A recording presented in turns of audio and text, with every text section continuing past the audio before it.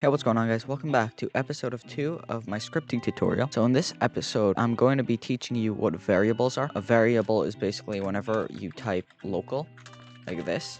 So I'll be teaching you how to use it, what it's useful for, what it does. So let's get into it. So to start off, let me show you how you can create a variable. So let's say we have a part in the workspace and we want this part, we want to control it via a script. So let's say it's called the super epic brick. Why not?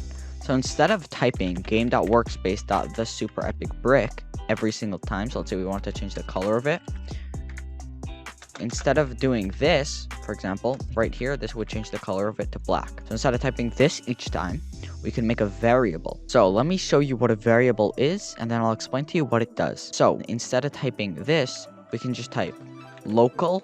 Then we want to give it part equals game.workspace.thesuperepic. So let me explain what this is. So this variable is made up of 3 parts. There's the local, then there's the part, like as you see, part, and then there's the game.workspace.thesuperepic. So let me explain to you what all of these mean. So local, you basically just want to type to put it together. So like this puts it together, I guess. Let me actually explain to you what a local is first, before I explain to you what these are. So a local, I keep on calling it a local, but it's called a variable, my bad. So a variable is basically whenever you do something like this. Now you can name part to whatever you want. So you can name this, for example, PCEB or whatever, like for the super epic brick, or you could just name it main part or just part. So now instead of typing game.workspace.thesuperepic.color is equal to here, basically this will change it, the color, you could just do part.color is equal to color3 from RGB. I'll get to this in a different video, but instead of typing this, you can just type this. Now, like a variable, I would explain it as if it's a shortcut.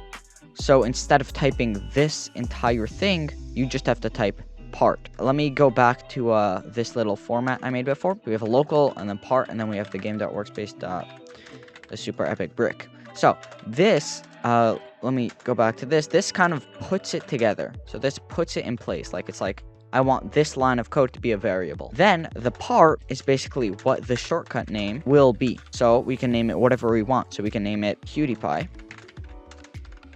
And now we can type PewDiePie or PewDiePie.color is equal to color3 from RGB.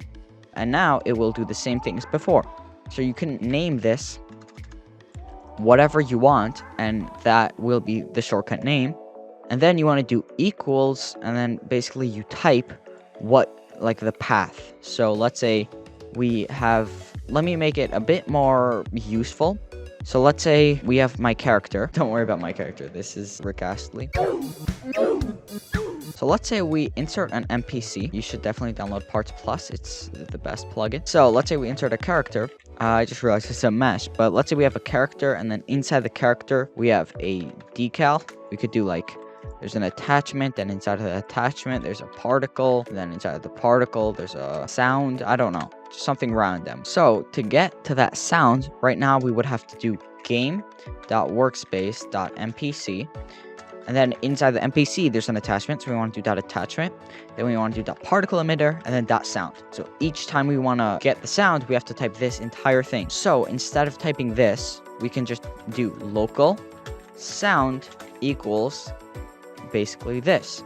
So now instead of typing this whole thing, we could just do sound. So sound play, or sound.volume is equal to 5, sound.loop, you know, all the different variables, all the different properties that are inside of sound, you can change now, instead of typing this whole thing out. So that's basically what a variable is. These are very useful. Everyone uses them in their scripts. There's probably no good scripters. I personally don't know any really experienced scripters that don't use variables, because why would you type this out every single time? So look, you could have without, and you could do, let's say we could change the sound. So we could do sound, or no, the volume to 5, and then we could change that it's looped, and then we could play it.